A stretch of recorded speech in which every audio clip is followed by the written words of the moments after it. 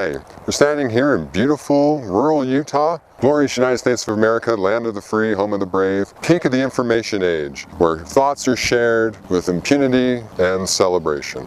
And I'm afraid to say what I truly feel. And there's this tyranny of thought that we are trapped within that tells us what we are supposed to believe, what we can believe, and what we can say and to whom we can say it. I've been told that it's okay if I have doubts, it's okay if I don't believe everything that Joseph Smith said. But I was also told that I must not tell that to anybody else. And some of these people I've talked to, we have to talk in hushed voices because we're afraid of anybody overhearing us. When I first started having doubts, I was actually a member of the bishopric. I had run into a whole bunch of problems, and I went to the bishop and told him that because of certain issues, specifically with my opposition to Proposition 8, I no longer felt good about being in the bishopric, about representing the church in official capacity.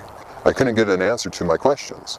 I could not get an honest response from my priesthood leaders or any of my peers about what I was going through and the heartache that I was encountering as my worldview came tumbling down with the loss of my testimony about Joseph Smith and the church. They want to blame me, that I'm the problem, that I'm the weak link, that I have a hard time living the gospel, that I am a sinner or whatever, but they will not address the issues. I know a gal who's decided, because of the church's position in Proposition 8, she stopped going to church. She just cannot handle it anymore.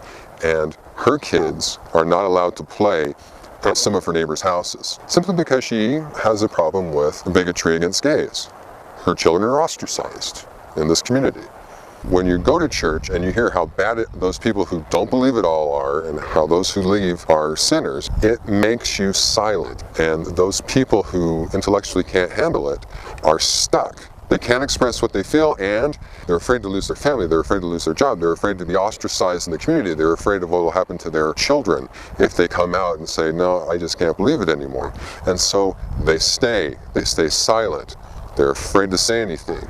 And there are many who are like this. The Mormon Church teaches that it's right, that it has the answers to everything. And if you question it, if you say, no, you were wrong to ban the blacks from the priesthood, you were wrong to teach that there was no death before the fall of Adam, you were wrong to preach anti-gay hate speech over the pulpit, you are seen as an enemy, you are cast aside, and so it shuts you up. It keeps you quiet, and it keeps you going and playing the game that you don't want to. And there's a lot of people who are trapped in that same scenario. My heart goes out to them because I'm in that same situation. We're stuck. We don't know where to go. We don't know where to turn to. This is a problem that's becoming greater and greater in areas that are predominantly LDS. You cannot come out as a non-believer without risking losing everything. And I think the church is doing more damage to itself than they know. I can't tell you my name. I don't want to lose my family, but I'm an ex-Mormon.